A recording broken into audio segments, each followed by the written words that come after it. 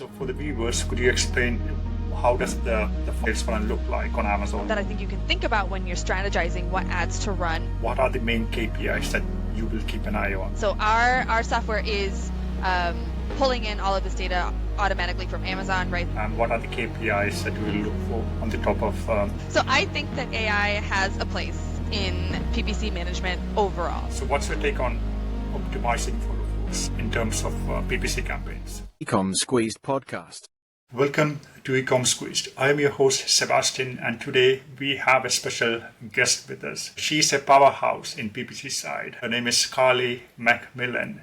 She's the co-founder of PPC Farm, an agency that specializes in Amazon PPC and actually drives your profit up. With over 8 years of experience in the e-commerce side and 4 years focused on specifically on Amazon, she helped brand to scale 7 and 8 figures. Today we are diving deep into the funnel side and how you can utilize Amazon PPC on the funnel to fix issues basically. So we are going to dive into top funnel, medium, middle funnel, and the bottom funnel. So welcome to the show, Carly.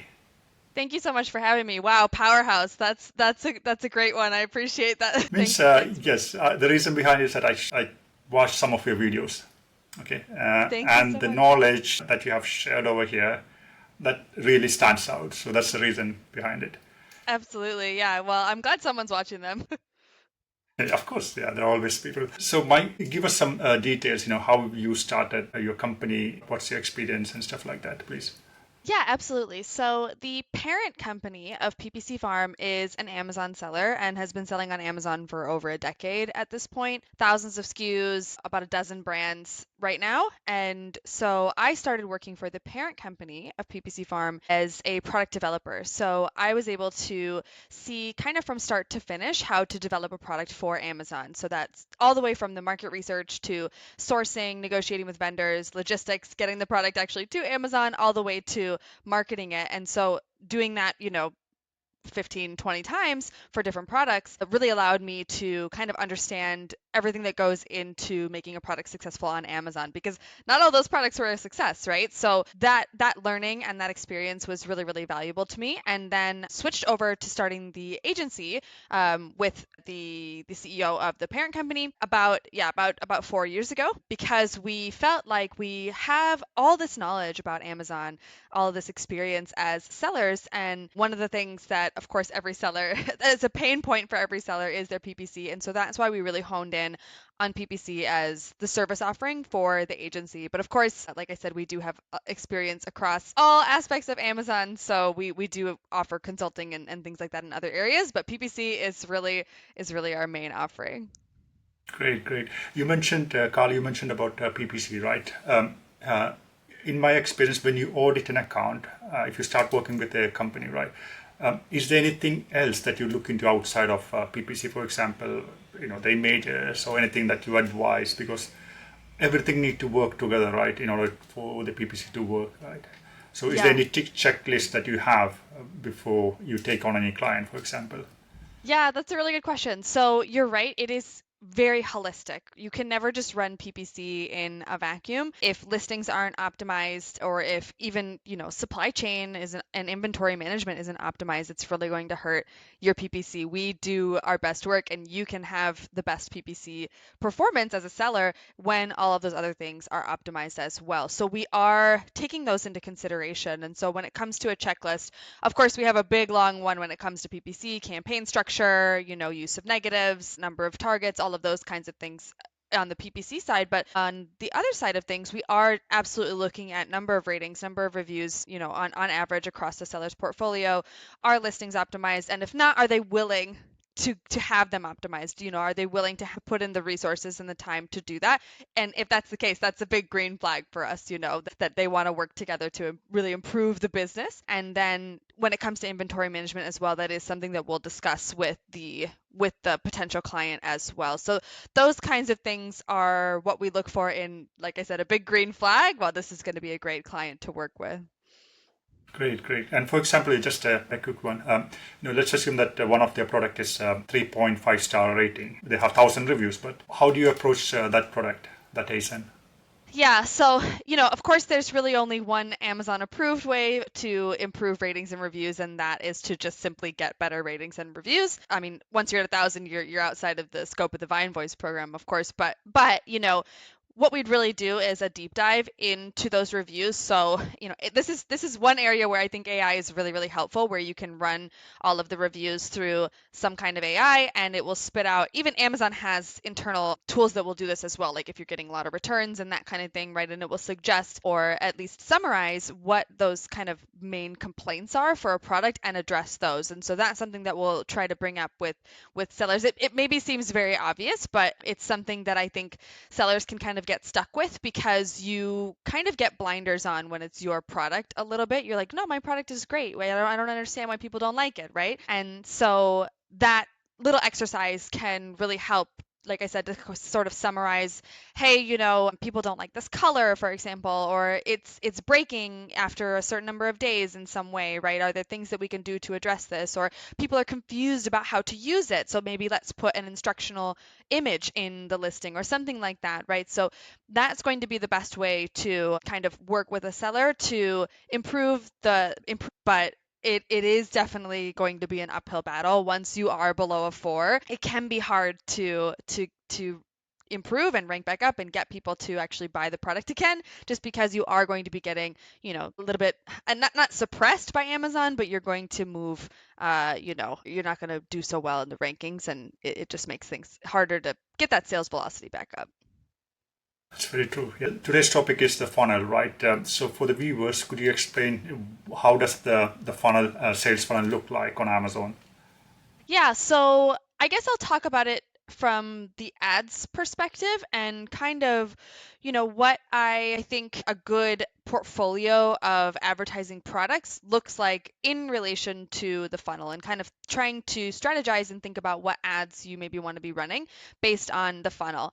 I'll start off with saying that Amazon does tend to be a more bottom of funnel, just search engine in general. If you think about Amazon as a search engine, people are definitely primed to buy. It's a marketplace, right? Whereas on Google, you do get more of the top of funnel type of searches where someone's like, for example, they're very much in the like consideration top of funnel stages. If there's, let's say, True. searching for a blender, right?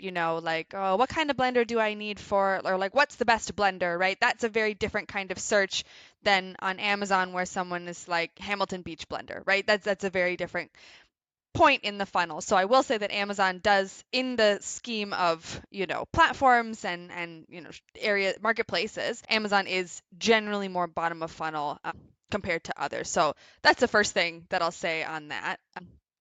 But yeah, so in terms of an ad portfolio that I recommend, or that I think you can think about when you're strategizing what ads to run, I always say, sponsored products is going to be kind of make up the bulk of your advertising portfolio. And that is the most bottom of funnel. So I'm Yeah. starting at the bottom because, again, because of that search intent, right? When people are searching specifically for, like I said, Hamilton Beach blender, they've already kind of done that research. They know that this is the specific kind of blender they want, and they just want to see what their options are within that, very more specialized search. So the sponsored products should, I think, make up the bulk of your portfolio. I typically recommend something like 80 to 90%.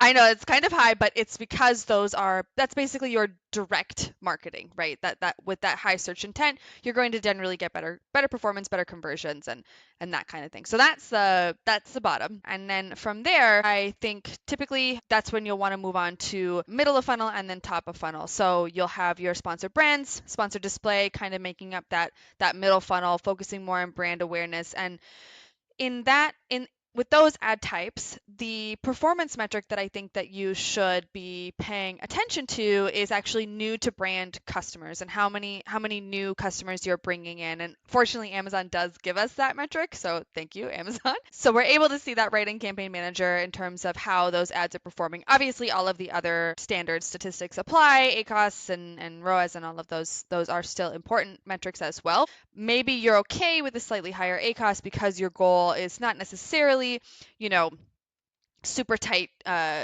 conversions. It's also about bringing in that awareness, right? And so for sponsored brands, sponsored display, that's where those come in kind of middle to top of funnel. And then finally at the very top, we have DSP and the other ad types like, on advertising on Twitch or Amazon TV and those other kinds of products. Definitely more of the pure awareness type of ad campaign. So that's kind of how I would recommend strategizing in your stack. And I typically recommend to brands to start at the bottom of funnel and then branch out and go up rather than the other way around. Just because your dollar is going to go up a lot further in the sponsored products type of campaigns in the bottom of funnel, but also the data that you get from those sponsored products campaigns can help to influence and make your sponsored brands and sponsored display campaigns much more effective. So that's kind of a long answer, but yeah, that's Yeah, kind of but well explained actually. You Yeah. have all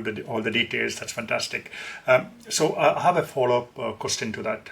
So you mentioned, for the bottom one, the search. They have perfect intention to buy the product. They type in specific keywords and everything.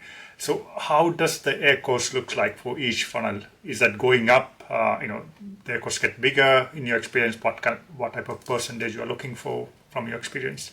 Yeah, definitely. So I think that your ACOS is probably, it would be normal to expect your ACOS to be lowest at the bottom and then highest at the top, just because the audience that you're reaching with, say, a sponsored display campaign is maybe that their intent is less honed in. Like they don't like they're still sort of in that more consideration phase. They might not even know that they want a blender, continuing with this example, right? But they might see the ad and be like, oh, maybe I do need a blender. I've been trying to get into smoothies, whatever, right? But they might not be ready to buy. They might need to see that ad a few more times, and so since ACOS is reliant, half of the ACOS equation is a sale, is a conversion, you might not have as good of a conversion performance or as good of an ACOS in those, upper level funnel type of ads.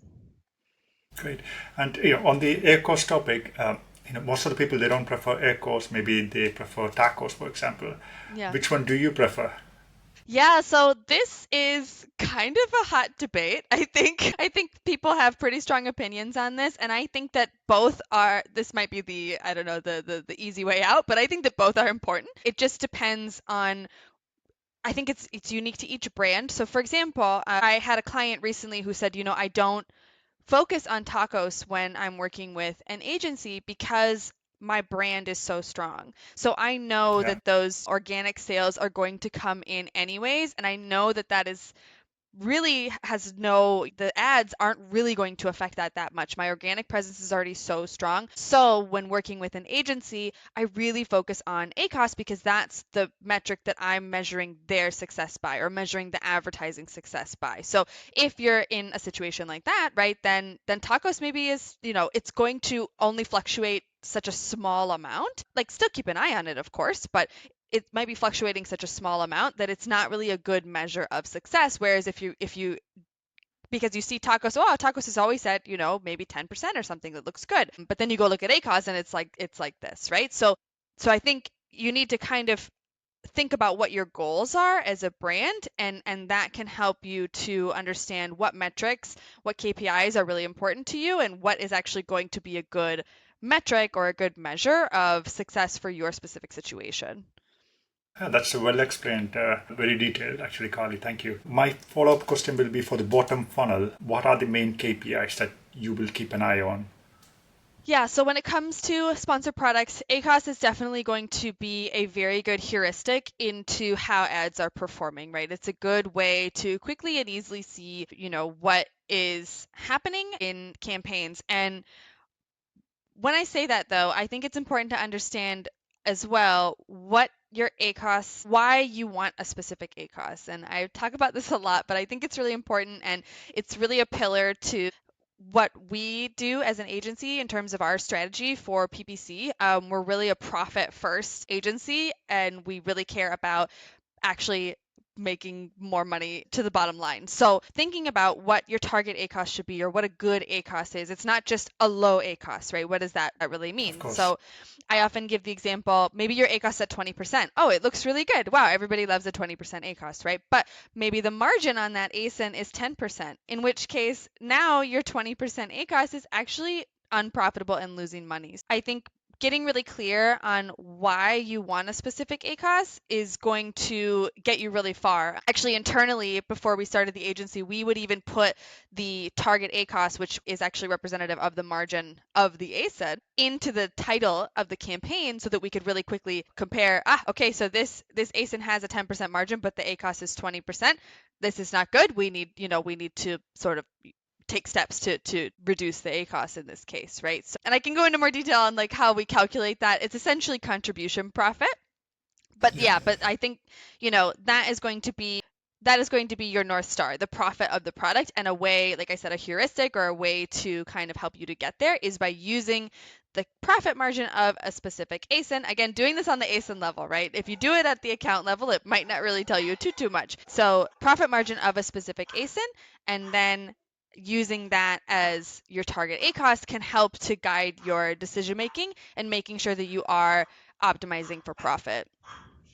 Great. And you mentioned about the profit margin for ASINs, right? I know if you have like 100 or thousands of ASINs, it's very hard to keep monitor of all those stuff. So do you use any specific softwares for that? Yeah, so we actually developed our own proprietary software that we use internally for the Really? agency. So we shopped around, we looked at a lot of different ones, and I think there are a lot of really good products on the market. We just, as you said, with having to scale and do this for thousands of SKUs, we needed something that had specific features and a level of flexibility and customization that we just didn't really find on the market. So we ended up building our own, and that does allow us to make changes and add feature requests and things like that really fast, customize things even for specific clients.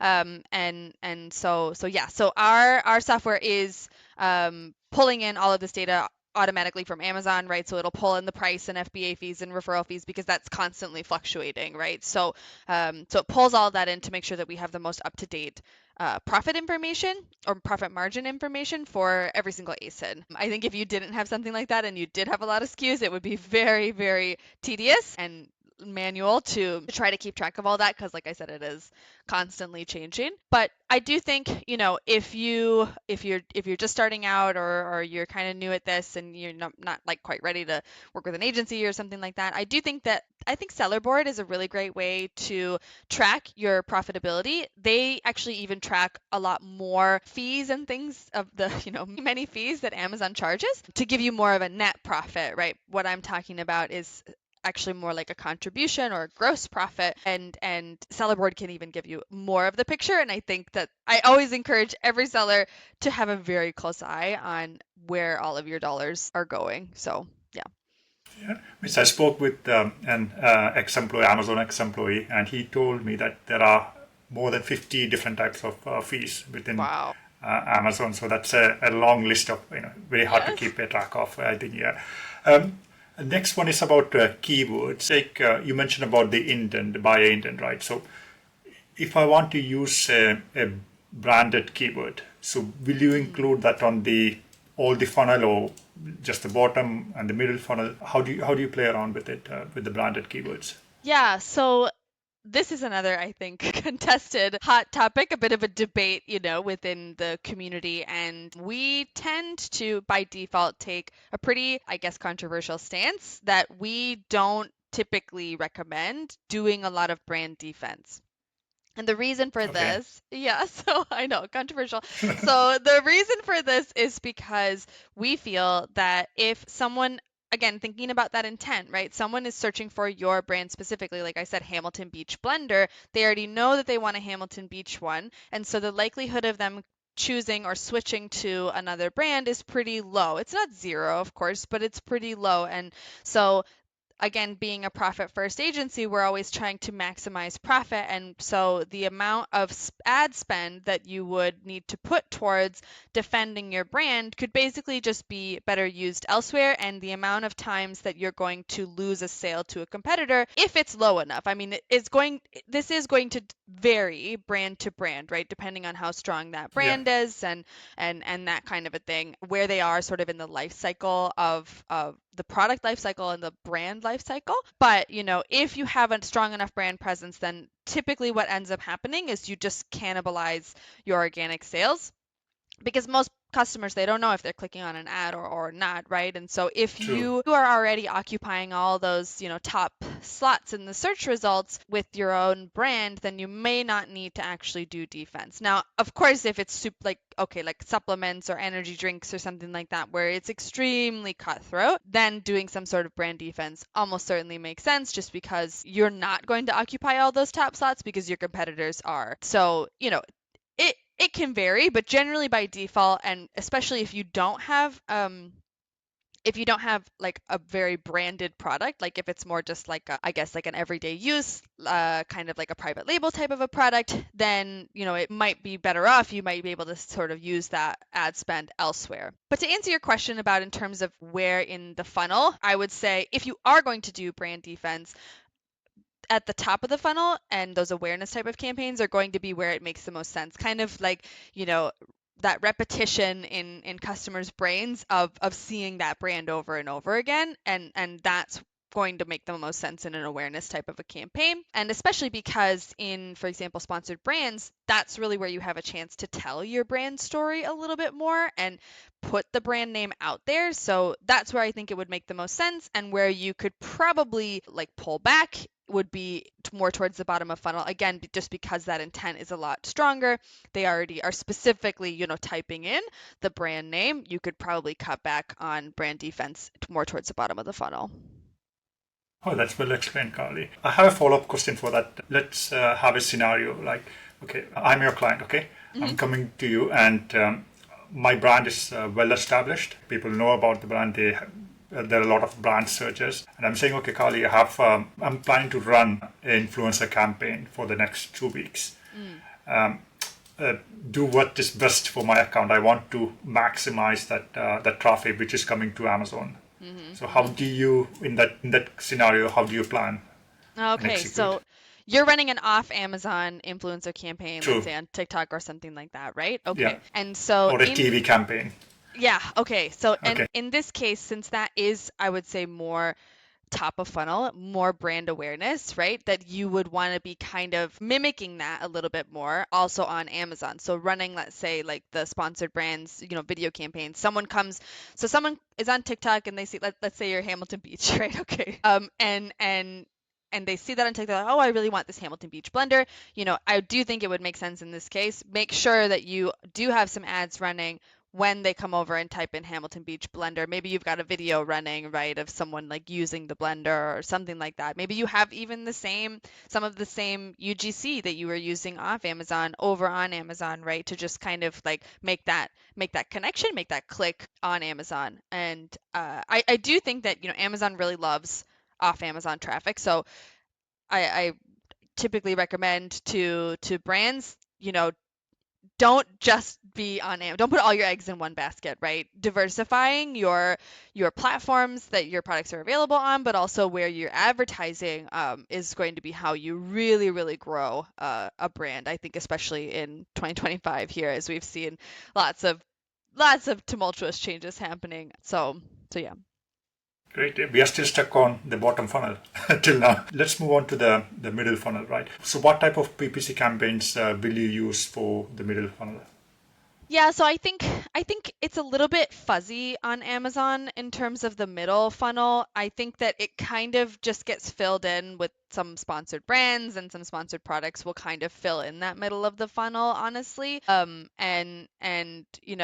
with, I think, for example, like product targeting type of sponsored products campaigns will kind of make up that middle funnel area, which I think should just be part of your ad portfolio, or your portfolio of advertising products. So what I mean by that is, for example, you are targeting your competitors specifically so that your ad shows up on their product page, right? That would be sort of like a more middle-ish type of funnel campaign, if that makes sense. But I do think it's a little bit fuzzy on Amazon. And that does remind me that one new exciting feature from Amazon, I don't work for them, but is the new pathway to conversion analytics charts that are available now. And I think that this can help a brand to see where they maybe need to fill in those gaps, and where, like I said, if that middle area is a little bit fuzzier, you can see where you might need to think about other ad types, where you might need to think about running a sponsored brands campaign, where you might need to think about running, those sponsored products, product targeting specific type of campaigns, that kind of a thing. So yeah, what this shows you for people who haven't seen it, right, is where the customer is actually coming from. Like, do they just see your sponsored product ad and then convert, or are they seeing your sponsored display ad and then they're seeing a sponsored brands ad and then they're finally seeing your sponsored products ad and then converting, right? What is their pathway to conversion? And that can, I think, really shine a light on where people might be falling off in your. Okay, so on that, I have a question on that topic as well. So is that different from the search query performance that we can download from Amazon? Or can we Yes. combine them together, for example? Yeah, so it's a totally separate report, and I think it's still in beta right now. It's called Pathway to Conversion, but yes, it's over in Brand Analytics, but it is a separate report. But I think, in terms of how to maybe combine it with search query performance, I'm not exactly sure how to do that yet, but it does live in the same place over in Seller Central. Great. And for the middle funnel consideration stage, will you use all different type of keywords like exact, phrase and broad keywords, or do you have any specific leaning to any of those keywords type? Yeah, so in our sort of typical strategy, we use what we call farming campaigns or keyword discovery campaigns, and that's where we're using the broad category targeting, or sorry, I think I cut out just a second. We're still here. Okay. No? So Yes, in yeah. those farming campaigns, that's where we're using the broad match type, the automatic targeting type, as well as the category targeting type. And that I think you could consider as sort of a middle funnel, just because you are just by default of those match types reaching a wider audience. But yeah, so we don't necessarily think of them. I don't necessarily think of them in terms of a funnel, but I do think that could be something that you could do if you were really trying to target the funnel. But yeah. Great. And I want to ask about, should brand invest in sponsored display audience targeting? Is that a good way to put on the middle funnel? Yeah, so I tend to think of sponsored display and audience targeting. If it's a retargeting kind of a sponsored display ad, then yes, that could be something more for middle of funnel, just because they have already, it's not pure brand awareness. They have already seen your products in some capacity, right? So a retargeting campaign could be something more for middle of funnel, and even potentially bottom of funnel, especially if you're retargeting purchases, right? I mean, then that's already quite a warm lead. And so you could consider that even more bottom of funnel if you're retargeting someone who's purchased, let's say, in the past 60 days or something like that. Great. And this is moving to the top of funnel. What are the campaign type? You already mentioned that at the starting, but I just want to ask again, what are the campaign types you will use, and what are the KPIs that you will look for on the top of? Yeah, so very, very top of the funnel, I think that's going to be your DSP. That's going to be when you're advertising on Twitch True. and ads and that kind of thing. And then, yeah, looking at those new to brand customers more so than just like a pure ACOS kind of or a ROAS sort of situation. Obviously, you want to make sure you're getting some kind of return, but that's where I think this new pathway to conversion comes in, because then you're going to be able to sort of track the entire path and see what value DSP, for example, is really bringing to your brand or not. Because without that knowledge, without actually being able to track where the conversion was happening, or what the what the customer has been exposed to, or what ads they've been exposed to beforehand, it has been very difficult historically to track the effectiveness of a DSP campaign. And so you often get, I guess, disappointed clients who think, the actual ROAS is not very good on this DSP campaign. And it's like, well, that is true, but it has been, contributing to conversions, sort of down the funnel, right? And so with this new reporting, we are able to see that a little bit better, and to share with clients, hey, this is not for nothing. We're not just throwing ad spend into the void. It does help with conversions later on. It's just, it can be really hard to track that, especially, I mean, something like this where we're not doing like sending out surveys or market research. How did you hear about us? That we don't really have access to that, but now we have a little bit of visibility into where the customer is actually converting and what they've sort of seen before. So DSP is going to be the very top, and then after that you do have sponsored display as well, where if you're doing something more like targeting similar products or something like that, right? Then that's also more towards the top. Great, great.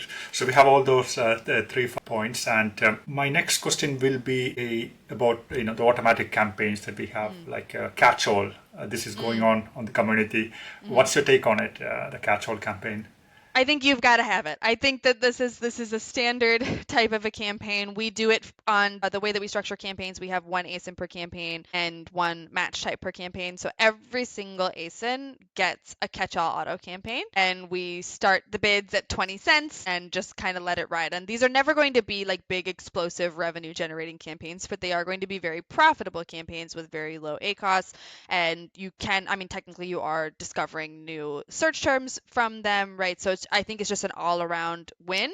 Now, of course, in some niches, you might you're going to need to raise it. You're not going to be able to get anything at 20 cents. You're going to get no impressions, right? So you'll need to adjust the bid based on what is the sort of market rate of a cost per click in your niche. But I absolutely think that everybody should be running some sort of catch-all auto campaign.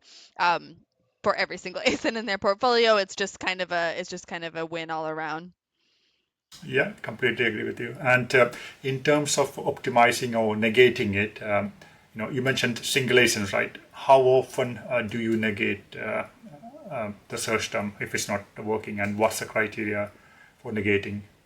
Yeah, so we are constantly negating terms, and this is happening when we're doing our keyword discovery or our farming process. So anytime, the way that we do this, I guess it's a bit old school, but we do it this way because it works. And so we run, let's say we're running a broad type farming campaign. The point is to discover keywords, right? That is the main goal. And so once once a search term rather has been discovered, we graduate that or move that over to an exact campaign. And when we do that, then we'll negate it in the source campaign from that broad campaign.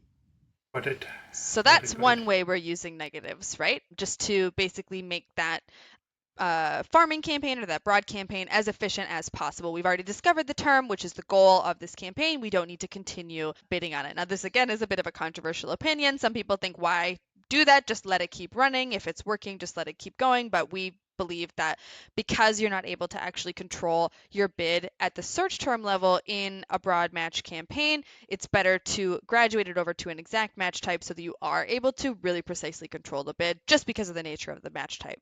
So that's the first way we use negatives. And the second way that we use negatives is for removing irrelevant terms. And the way that we determine whether something is relevant or not is actually within our software, we're able to assign it a probability percentage of how likely we think that term is going to convert for that specific product. We actually have AI doing this for us now. Used to be done by humans, but now it's done by AI. And so we can talk about that. But so basically the system will assign, like I said, a probability on how likely that term is to convert for that specific ASIN. So again, Hamilton Beach Blender, let's say you get a search term that comes through that's like bullet blender to go, right? This is quite a different type of product. A Hamilton Beach blender is like the big kind that sits on your, kitchen countertop. It's a bit different than like a bullet to go, but someone still might convert.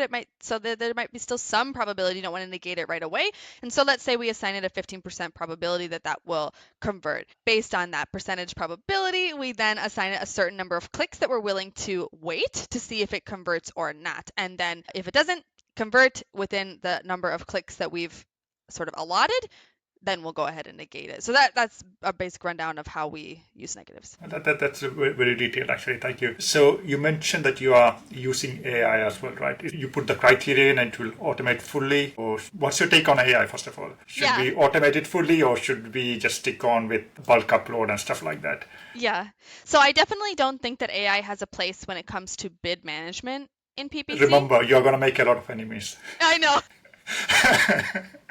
I know. I have a lot of hot takes, a lot of controversial opinions in this episode, but so I think that AI has a place in PPC management overall, right? Like for example, the one that I mentioned here where it's sort of helping do the same thing that a human could do, right? We give it specific criteria and then it's able to determine, we basically give it, the way that it works is we give the AI a very detailed breakdown of what the ASIN is, what the product is, and then have it learn and really understand what this product is. And from there, it's able to determine the likelihood of a term to convert or not, right? So that's what the AI is doing. It's still all a human is checking everything, and we have lots of checks and balances to make sure that the AI is doing what we want it to do. But that would be an example of a place that I think AI can have in PPC management, right? Or like keyword research. That's another area, like in the brainstorming phase. I think AI can be very helpful in areas like that. Where I think that AI does not have a place in PPC is when it comes to bid management. I think that good old-fashioned machine learning is going to do a much better job than AI, and that's what our system does. It's simply machine learning, right?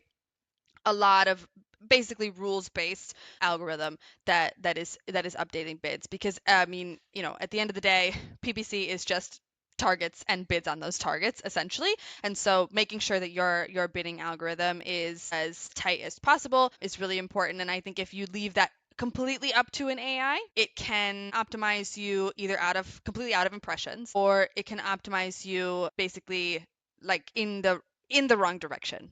I guess is how I would put it. Great, great, great. And in terms of PPC software, do you recommend any softwares that you like or tried it before? Yeah, so for bid management, so I already mentioned I don't Yeah, have you're any in-house, affiliation yes. with I don't have any affiliation with any of these, but I did mention Seller Board. I think that's a great tool for tracking profitability, which I do think that every seller needs to be doing very closely. And then and when it comes to bid management, I do actually recommend Ad Labs. I think that they have a really great tool, and they're great guys and good customer service and all that. So I would recommend Ad Labs in terms of bid management. And I think that if you are running PPC yourself, that should really be the first place that you're looking to automate something, and that's the bid management. Because if you're a human and you're going in there and you're like, what's my ACOS today versus the last 30 days versus lifetime? How should I adjust my bid? There's a lot of calculations that you need to be doing that I think are honestly better left to a computer. So that would be the first area I would say that you should look towards automating, and I do think Ad Labs is a good tool for that.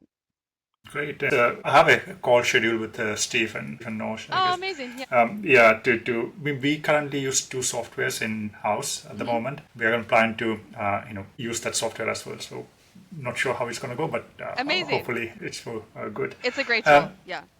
You have a, okay, great, great, great. My next question, let's assume my product that you're advertising, it's on page 3, right? And you have done advertising and the sell-through rate went up and it started climbing the ranking, and it's like on number 5, for example, on organic ranking. So at what stage you try to scale it down? Because at that point you don't want to, utilize the full budget, or do you want to allocate that budget to maybe somewhere else? So how do you play it? Yeah, so this is always a tough call of kind of when you should start pulling back, right? Because you are doing a little bit of like future prediction crystal ball reading, and there is also this concept, of course, like when you pull back, is your competitor going to overtake you, right? However, to that second thing, I will say that matters less unless your competitor is also doing things like optimizing their listing and making those kinds of changes, because I believe that there's something that we call a deserved rank on Amazon. And so PPC can help you get to your deserved rank, but PPC isn't going to boost you higher than that deserved rank. I can go into more details on that, but essentially, Amazon is going to get only one product can rank number 1. Not everybody deserves to rank number 1, and Amazon is going to rank everybody accordingly. So if you have worse ratings and reviews than your competitor, they're going to rank higher than you. That's just how it goes. And PPC isn't going to be able to change those kinds of quality score, right? So if you are at what you believe to be your deserved rank, then you can maybe try to start pulling back a little bit on PPC. Like you said, use those resources elsewhere, and maybe you launch another product or whatever that might be, right? But always doing so slowly and incrementally, and making sure that the data is guiding your decision making, right? And so that is a very tough call. Yeah, I understand. Yeah, You a know, lot of variables, right? yeah, Yeah, absolutely. I agree with you. And you mentioned about the use of AI for keyword harvesting.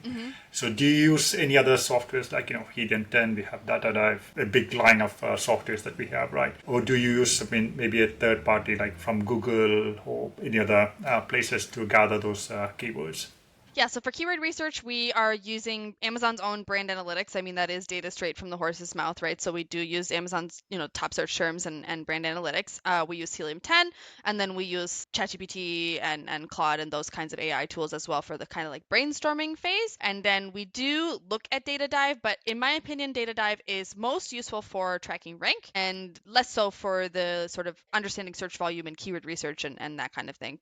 I think it's important to use multiple tools because if you've noticed, of course, if you go look at Helium 10 and you see search volume data, it's going to look very different, than Data Dive or even brand analytics, right? So using multiple tools to help you get an idea of what really is going to be the top search volume term or the term that you should include in your campaigns or in your listings, I think you should, get multiple sources.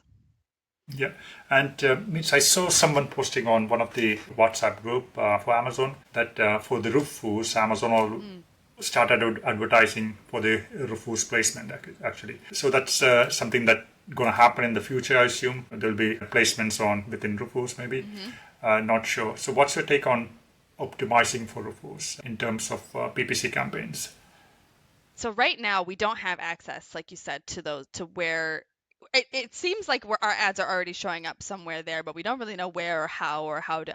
There's no placement for Rufus right now. So I think how to optimize for Rufus right now. Danny Macmillan on Seller Sessions and Owanu, they just came out with a big article recently. They went through the entire patent of Rufus, where they kind of broke down exactly, what Rufus is doing and then how you can utilize that to optimize. So I would definitely recommend going to check that out because it's super in depth, really good work. But my takeaway kind of from that and from my own experience is that you can basically what you want to do is make sure that Rufus can answer any questions that customers might have about your product. And the best way to do that is simply go ask Rufus yourself. Go to your listing page, go ask Rufus. If Rufus cannot find an answer to a question, so going back to my blender example, does it last more than a year? Is there a warranty, right? If Rufus says, I don't know, I can't find this in the results, go make sure you put that in your listing, right? Yeah. So I think that at this time, that's going to be the best way to optimize for Rufus. And then in addition to that, which is one of my takeaways from their article on the patent, is to also be thinking not only about individual keywords, but keyword phrases. So like blender for smoothie instead of just blender, because that is going to be that sort of the way that I guess the language model is trained, not my area of expertise, but it's going to pick up on those phrases as well as individual keywords. So when you're writing your listing, the days of keyword stuffing and all of that are a little bit in the past, perhaps. And so thinking about sort of the natural way that you would describe the function or the benefit of your product is also going to help you to optimize for Rufus. Great. And do you know Answer the Public website?